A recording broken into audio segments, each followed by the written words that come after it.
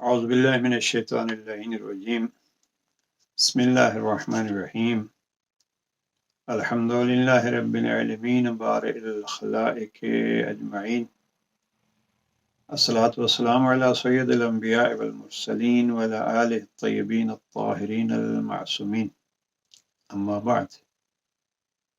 شرکائے محفل کی خدمت میں سلام پیش کرتے ہیں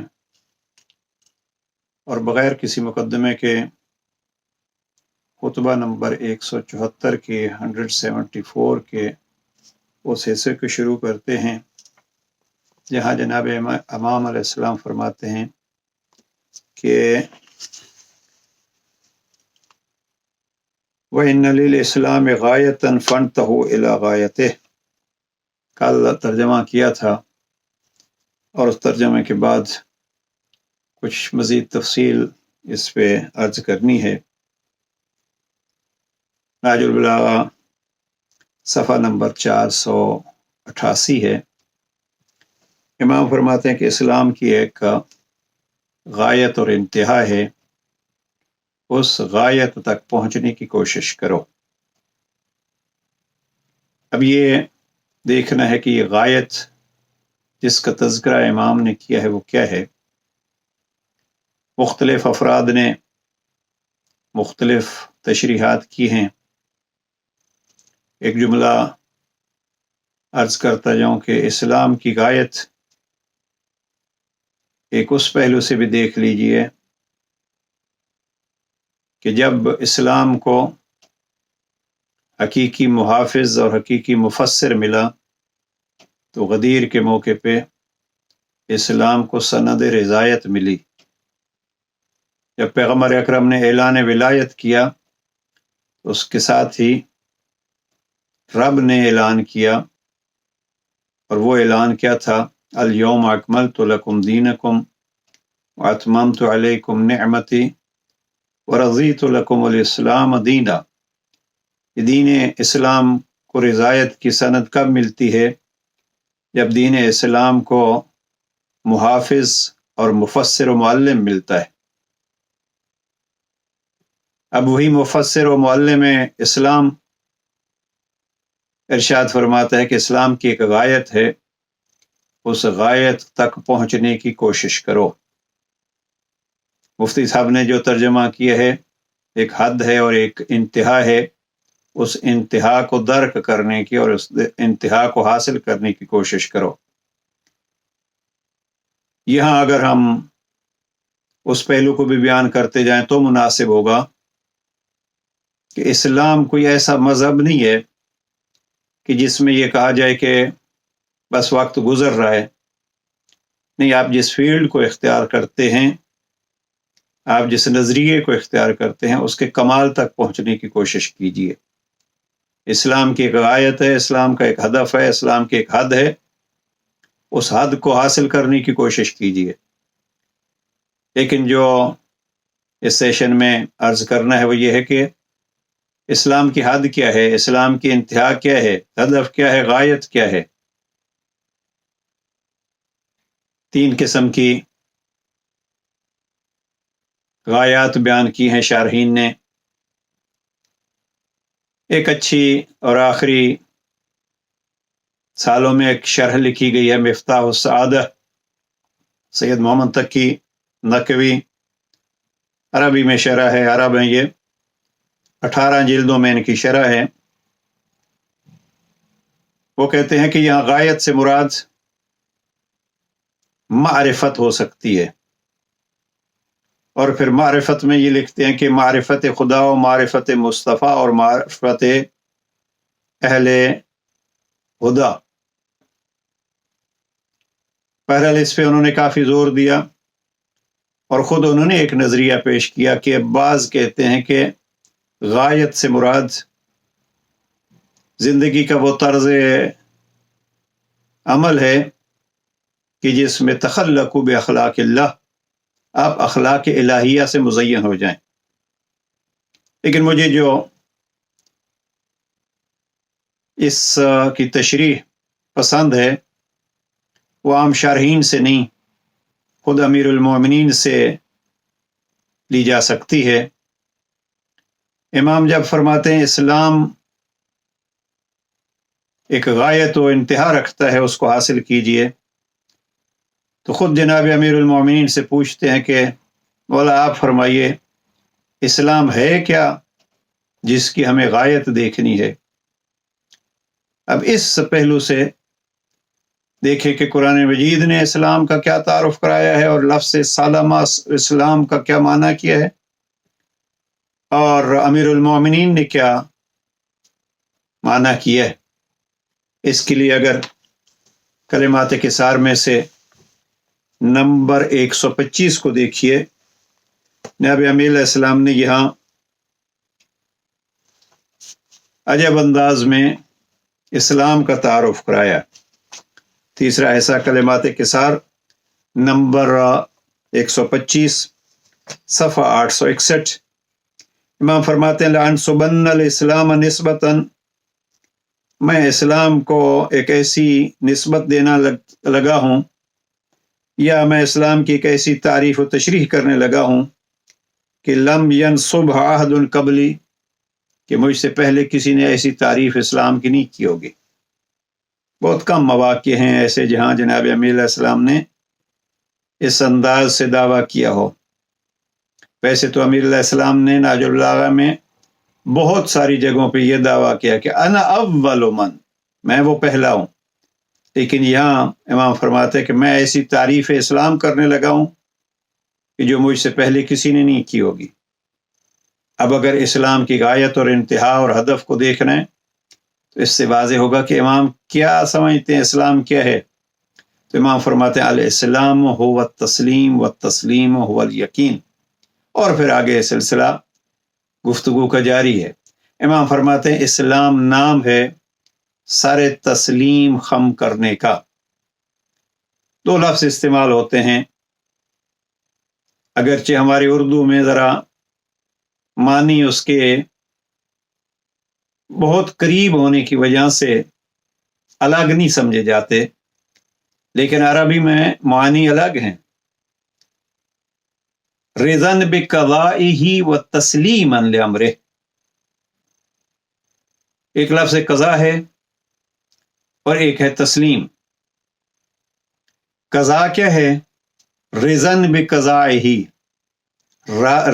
رضا و تسلیم۔ رضا و تسلیم دونوں لفظ ہمارے ہاں ایک معنی میں استعمال کیے جاتے ہیں، لیکن عربی میں رضا لفظ کب استعمال ہوتا ہے؟ ہمارے لیے مالک جو فیصلہ کرے اس فیصلے کو ہم بغیر دل میں ذرا بھر تکلیف محسوس کیے ہوئے قبول کر لیں، یہ ہے رضا۔ اور تسلیم کیا ہے؟ وہ ہمیں جو حکم دے، آسانی ہو مشکل ہو، دل چاہے دل نہ چاہے، اس کے سامنے سارے تسلیم خم کرے، یہ ہے تسلیم۔ رضاً بقضائہ و تسلیما لامرہ، یہ جناب سید الشہداء کے کربلا کے جملات ہیں۔ تو اسلام کیا ہوا؟ الاسلام ہوا تسلیم۔ یہ تسلیم کیسے ہوتی ہے؟ اس کے نمونے اگر دیکھنے ہیں تو باپ بیٹا مینا میں دکھا گئے، لما اسلما، جب دونوں باپ بیٹے نے سارے تسلیم خم کر لیا، فلما اسلما، ابراہیم اور اسماعیل جب تسلیم ہو گئے، اب اس میں باپ کی تسلیم کیا ہے؟ تیری ذات نے کہا ہے بیٹے کو قربان کر، تجھے تیرا حکم ہے جو تو نے کہا ہے وہ میں اس کو انجام دے رہا ہوں۔ لہذا جناب ابراہیم کا تسلیم کیا تھا کہ بیٹے کے قاتل کا حکم ہے تو اس کے لیے تیار۔ اب بیٹے کی تسلیم کیا تھی اور وہ مقام تسلیم کیا تھا کہ قاتل ہونے کے لیے تیار۔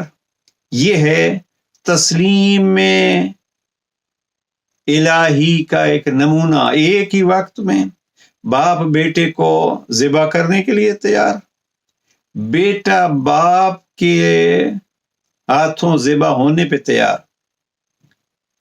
اب یہ ایک جملہ اضافہ کرتا جاؤں، ان آیات کو دیکھیے گا، اولاد کے لیے مجھے یہ جملہ بہت پسند ہے جوانوں کے لیے، بیٹیاں بیٹے جو بھی ہیں والدین کے سامنے اس جملے کو یاد رکھیں۔ اور جناب اسماعیل کا جملہ یہ تربیت کے لیے یہ بہترین اصول ہے۔ البتہ جوانوں کی تربیت کے لیے بہت سارے قرآنی آیات، لیکن یہ خوبصورت الفاظ ہیں۔ باپ اور بیٹے کا تعلق کیسا ہونا چاہیے؟ باپ ابراہیم کی صورت میں خواب دیکھتا ہے، وہ خواب بھی بیٹے کو بتلاتا ہے۔ یہ ہے باپ کا بیٹے کی نسبت کردار تربیت میں۔ اور بیٹا جب خواب سنتا ہے تو اب دونوں تسلیم، فلما اسلما، جب دونوں اللہ کے سامنے سارے تسلیم خم کرتے ہیں، سارے تسلیم کس کے سامنے خم کرتے ہیں؟ اور اللہ اعلان کرتا ہے کہ ہاں انہوں نے سارے تسلیم خم کیا۔ لیکن جناب اسماعیل کے الفاظ دیکھیے، یا ابت افعل ما تؤمر ستجدنی، اے بابا اللہ نے آپ کو جو امر فرمایا ہے اس امر کو آپ انجام دیجئے، مجھے آپ صابر پائیں گے۔ ابھی اگر بات کو تفصیل سے بیان کرنے کی فرصت ہوتی تو عرض کرتا کہ یہاں جناب اسماعیل نے یہ نہیں کہا کہ اللہ نے جو حکم دیا ہے وہ آپ انجام دو، حکم جو ہے وہ یہ سے مجھے حکم دیا ہے، جناب اسماعیل کو حکم نہیں ہے۔ یا ابت افعل ما تؤمر، آپ کو رب کا جو حکم ہے آپ وہ حکم انجام دیجئے، کیونکہ آپ کو حکم ہے آپ انجام دیجئے۔ آپ اللہ کے نبی ہیں، آپ اللہ کے خلیل ہیں۔ اللہ کے نبی اور اللہ کے خلیل جو حکم الہی اپنی اولاد پہ جاری کرتے ہیں، بیٹا حقیقت میں اسماعیل تبھی بنتا ہے جب وہ اللہ کے حکم کے سامنے اور باپ کے اس کردار کے سامنے سارے تسلیم خم ہو۔ یا اس کو یوں کہا جائے، اللہ کے حکم کے سامنے اور اللہ کے حکم کے اجرا کا وقت جب ایک ولی کے ہاتھوں ہو تو ذرا بھر بھی اس کی ولایت میں شک نہ کرے کہ یہ باپ کیسا ہے جو خواب دیکھ کے بیٹے کو ذبح کر رہا ہے۔ نہیں، باپ کو جب یقین مان لیا کہ وہ اللہ کا ولی ہے، اللہ کا نبی ہے، اللہ کا خلیل ہے، تو اب اگر اللہ کے خلیل کو اللہ نے حکم دیا ہے کہ بیٹے کو ذبح کر دے اور وہ تیار ہے، تو بیٹا بھی یہ کہتا ہے پھر یا ابت افعل ما تؤمر، آپ وہ کیجئے جو آپ کو حکم ہے۔ اب یہ ہے بیٹے کا کردار کہ باپ خواب بھی بتلاتا ہے اور اولاد جو ہے وہ اس کو حکم سمجھ کے ذبح ہونے کے لیے بھی تیار ہیں۔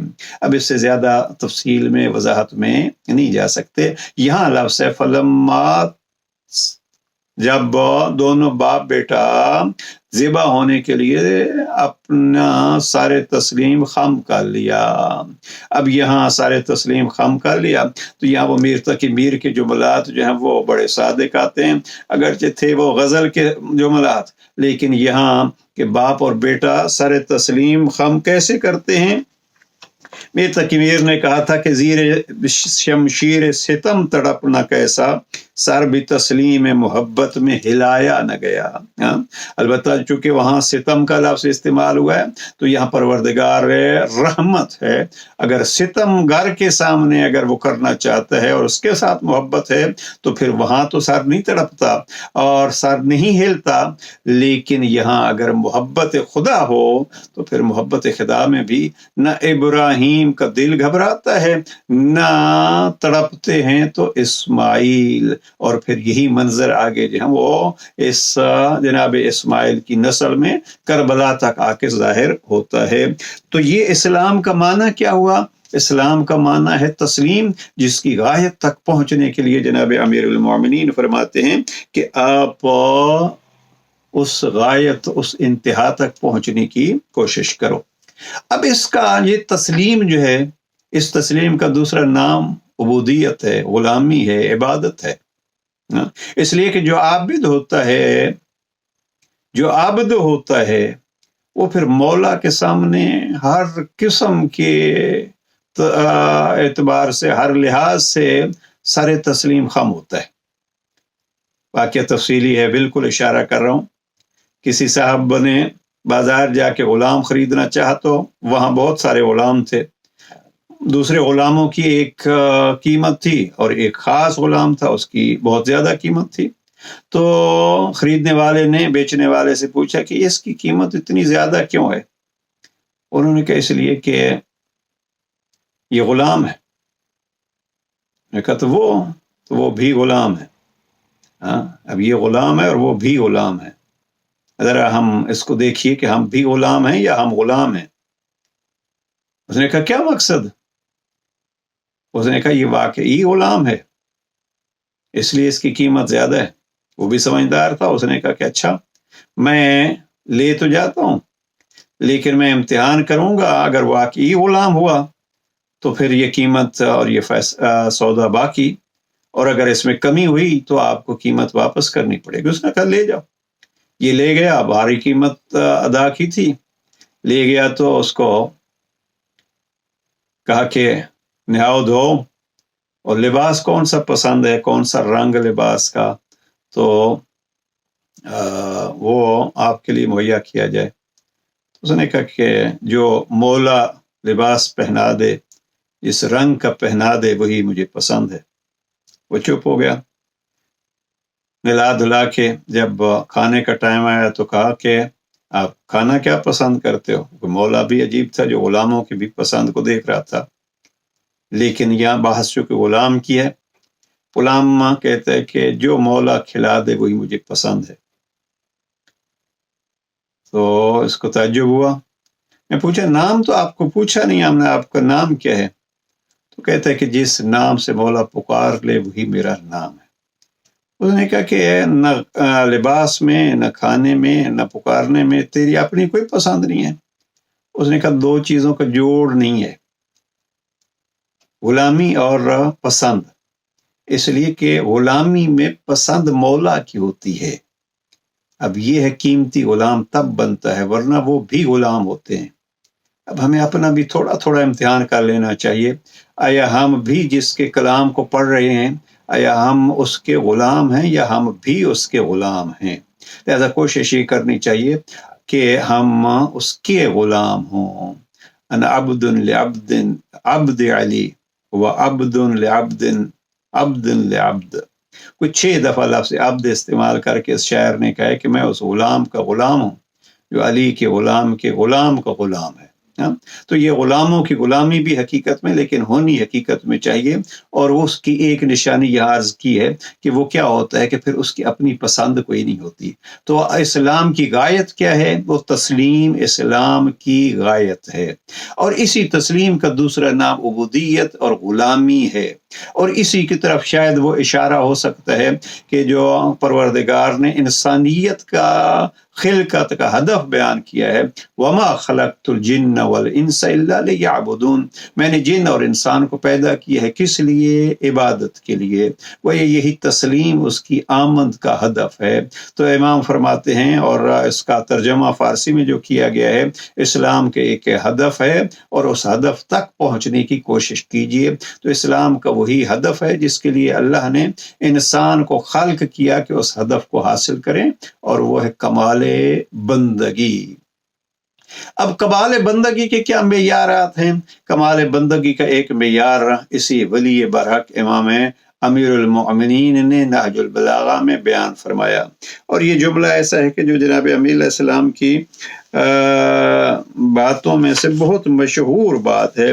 اگر آپ نہج البلاغہ کے 3 حصے کو دیکھیے، اور کلمات کسار میں نمبر 237 ہے، نمبر 237 ہے، یہ ہمارا صفحہ 895۔ امام فرماتے ہیں ان قوما عبد اللہ رغبتا، ایک قوم نے اللہ کی عبادت کی ہے اس عبادت کی طرف رغبت اور خواہش کی وجہ سے، فتلک عبادت التجار، مشہور فرمان ہے، نہج البلاغہ کے لفظ ہیں، ورنہ یہ شہرت دوسرے الفاظ میں بھی ہے۔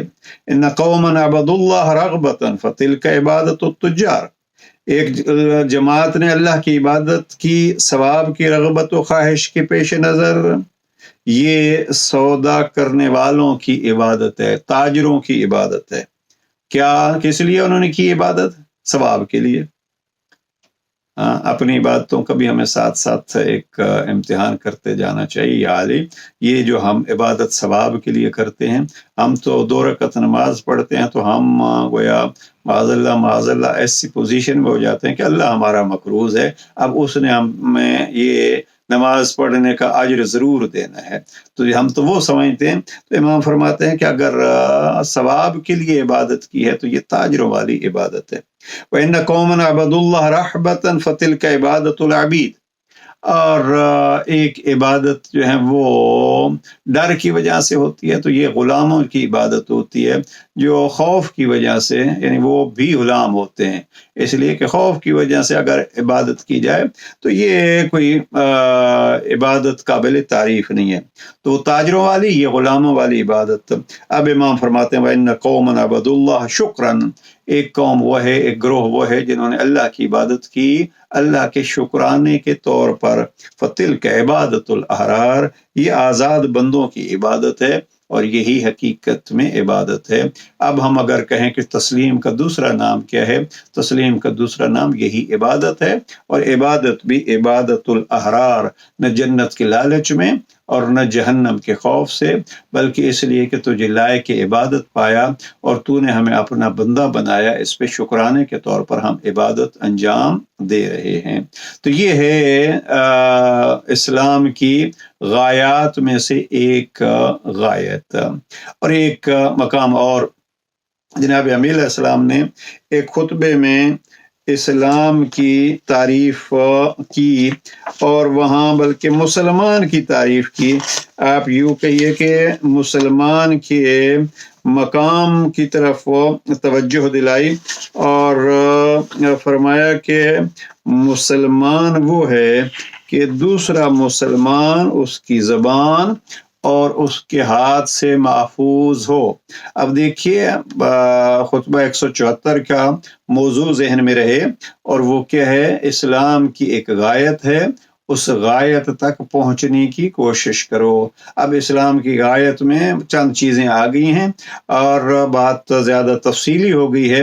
اس میں خطبہ نمبر 165 ہے، جہاں جناب امیر علیہ السلام نے ارشاد فرمایا کہ فَالْمُسْلِمُ مَنْ سَلِمَ الْمُسْلِمُونَ مِنْ لِسَانِهِ وَيَدِهِ. مسلمان وہ ہے کہ دوسرا مسلمان اس کی زبان اور اس کے ہاتھ سے محفوظ ہو. اب یہ چیزیں جمع کی جائیں اگر، اسلام کیا ہے، اسلام کی غایت کیا ہے؟ اسلام کی غایت کہی جا سکتی ہے معرفت. اسلام کی غایت کہی جا سکتی ہے کہ اپنے آپ کو اخلاق الہیہ سے مزین کرنا. اسلام کی غایت و تسلیم اور عبادت. اور اسلام کی اس غایت کا ایک نمونہ یہ ہوتا ہے کہ پھر المسلم من سلم المسلمون من لسانہ و یدہ، کہ دوسرا مسلمان اس کے زبان سے اور اس کے ہاتھ سے محفوظ رہے. ہم اکثر اپنے ہاتھوں پہ تو کنٹرول کر لیتے ہیں، اکثر کر لیتے ہیں، یعنی کبھی ہاتھوں پہ کسی کو کنٹرول نہیں ہوتا، لیکن مشکل یہ ہوتی ہے کہ زبان پہ کنٹرول کیا جائے. اب امیر علیہ السلام نے زبان کے متعلق نہج البلاغہ میں اتنے سخت لفظ استعمال کیے. امام فرماتے ہیں یہ درندہ ہے، یہ چیر پھاڑ دیتا ہے، اپنے مالک کو، اپنے صاحب کو بھی چیر پھاڑ دیتا ہے. تو مسلمان کون ہوگا؟ مسلمان وہ ہوگا کہ جس کے ہاتھ اور جس کی زبان سے دوسرا مسلمان محفوظ ہو. خلاصہ کلام یہ ہے، اسلام نام ہے تسلیم کا، اور اگر تسلیم رب کے سامنے ہم ہیں تو پھر کیا ہوگا؟ پھر حقیقت میں ہمارا ہر کام رب ہی کے لیے ہوگا. اور رب کے لیے کلام جب ہوتا ہے، پھر کسی کے ساتھ محبت ہوتی ہے تو رب کے لیے، کسی کے ساتھ نفرت ہوتی ہے تو رب کے لیے. انسان اپنی سہولتوں کو نہیں دیکھتا، رب کی رضاؤں کو اور رب کی محبتوں کو دیکھتا ہے۔ مجھے بہت پسند ہے وہ جملہ جو جناب امیر المؤمنین نے پیغمبر اکرم کے اس پیارے صحابی اور علی کے اس محب کے لیے کہا جب جناب ابو ذر کو مدینہ چھوڑنے کے لیے کہا گیا اور حکم ہوا کہ رعایا میں سے کوئی ان کو خدا حافظ کرنے نہ جائے، تو علی امیر المؤمنین اپنے بچوں کو بھی لے کے، حسنین شریفین کو، اپنے بھتیجوں کو لے کے سب گئے، اور وہاں ایک جملہ کہا جناب ابو ذر کو جو خطبہ نمبر 128 کا پہلا جملہ ہے، یا ابا ذر انک غضبت للہ فرجمن غضبت لہ، اے ابو ذر آپ کا یہ سارا کچھ کرنا، یہ سب سے غضبناک اور ناراض ہونا، یہ کس لیے ہے؟ انک غضبت للہ، ابو ذر علی آپ کی تعریف یہ کہہ رہے ہیں کہ آپ کا یہ غضبناک ہونا یہ اللہ کے لیے ہے۔ اب اگر غضب بھی اللہ کے لیے ہو، محبت بھی اللہ کے لیے ہو، تو پھر اس کا کارنامہ کیا ہوتا ہے؟ لوگ اگر زیادتی کرتے ہیں تو پھر انسان کو زیادتی نہیں لگتی، اور پھر انسان اس پہ اپنا سیکھ پا نہیں ہوتا۔ ہمارے ہاں اگر کسی نے اونچا بولا تو ہم ایک عام سا محاورہ ہے کہ اینٹ کا جواب پتھر، تو اس حوالے سے ہم اینٹ کا جواب پتھر سے دینا ہے وہ یعنی ایک کہیں گے تو 10 سنیں گے نہیں۔ جو اللہ والے ہوتے ہیں وہ دیکھتے ہیں اللہ کس میں راضی ہے اور اللہ کس پہ ناراض ہے، وہ تسلیم اللہ کے سامنے ہوتے ہیں اور اپنی زبان بھی کھولتے ہیں۔ بلکہ مجھے ایک جملہ یہاں کہنے دیجئے، جناب امیر علیہ السلام نے یہاں جناب ابو ذر کی تعریف کی خطبہ نمبر 128 میں، خط 38 میں جناب مالک اشتر کی تعریف کی، اور تعریف کیا کی مالک اشتر کی؟ مالک اشتر کی تعریف کی ہے سیف من سیوف اللہ، کافی تعریفیں ہیں لیکن ایک جملہ سیف من سیوف اللہ۔ صاحب ذوالفقار علی ابن ابی طالب فرماتے ہیں یہ مالک اشتر کون ہے؟ اللہ کی تلواروں میں سے ایک تلوار ہے۔ اب ذرا اللہ کی تلواروں میں سے ایک اس تلوار ہے مالک اشتر، اور اس کا ایک کارنامہ دیکھیے، وہ سنا سنایا واقعہ ہے، آپ کا اشارہ کر رہا ہوں کہ بازار سے گزرتے ہوئے گورنر وقت ہیں اور کوئی کوڑا پھینکتا ہے، جناب مالک اشتر پلٹ کر بھی نہیں دیکھتے، چلے جاتے ہیں۔ جاتے کہاں ہیں؟ مسجد میں۔ اب جب اس کوڑا پھینکنے والے کو پتہ چلا گیا مسجد میں، تو اب مالک نماز پڑھ رہے ہیں، انتظار کیا ختم کریں، آگے بڑھا، میں معذرت کرنے آیا ہوں، تم کون ہو؟ اب یہ کون ہے میں مجھے بڑا لطف آتا ہے، تم کون ہو؟ مقصد یہ ہے کہ جب توہین کرنے والے نے توہین کی تھی مالک اشتر کی، تو مالک نے پلٹ کے نہیں دیکھا تھا، اس لیے کہ مالک کی آنکھیں کسی کی طرف اٹھتی ہیں تو اللہ کے لیے اٹھتی ہیں۔ اب اگر ایک نے غلطی کی ہے تو مالک بھی ویسی غلطی، یہ اللہ کی تلوار ایسی غلطی تو نہیں کر سکتی، اس لیے کہ وہ پھر اللہ کی تلوار نہیں بن سکتی۔ تو جناب مالک نے گویا آنکھ اٹھا کے دیکھا بھی نہیں تھا کہ جس نے میرے ساتھ یہ زیادتی کی وہ کون ہے۔ اب یہ ہے اللہ کے لیے اگر کام ہو، تسلیم اللہ ہو، تو یہ ہے غایت اسلام، الاسلام هو التسلیم۔ میرے خیال میں آج کے لیے اتنی ہی گفتگو کافی ہے۔ خطبہ نمبر بہت ساری چیزیں آ گئیں، خطبہ 165 کا حوالہ بھی آ گیا، اور کلمات کسار میں سے نمبر 125 آ گیا، اور کلمات کسار میں سے نمبر 237 بھی آ گیا۔ اب یہ کلمات کسار اور خطبات، بلکہ خطبہ 128 بھی آ گیا، اور ساتھ حوالہ خط 38 کا بھی آ گیا۔ بس اسی پہ تمام کرتے ہیں بات۔ وَإِنَّ لِلْإِسْلَامِ غَایَةً، امام فرماتے ہیں اسلام کی ایک انتہا ہے، فَانْتَهُوا إِلَىٰ غَایَتِهِ، آپ بھی اس انتہا کی طرف جاؤ، اس تک پہنچو، وَاخْرُجُوا إِلَى اللَّهِ، بما افترض علیکم من حقہ وبین لکم من وظائفہ۔ یہ جملات بھی اتنی تفصیل میں میرا خیال میں ہمارے پاس جانے کا وقت ہی نہیں ہے، ورنہ ہم خطبہ 174 بھی پورا نہیں کر سکیں گے۔ امام فرماتے ہیں وَاخْرُجُوا إِلَى اللَّهِ، اللہ کی طرف نکل پڑو، اللہ کی طرف ہجرت کرو۔ یا علی وہ ہجرت کیسے کر سکتے ہیں اللہ کی طرف؟ بِمَا افْتَرَضَ عَلَيْكُم مِّنْ حَقِّهِ، اس نے آپ پر جو حق فرض کیا ہے اس حق کو ادا کرو، یہی حقیقت میں ہجرت الی اللہ ہے۔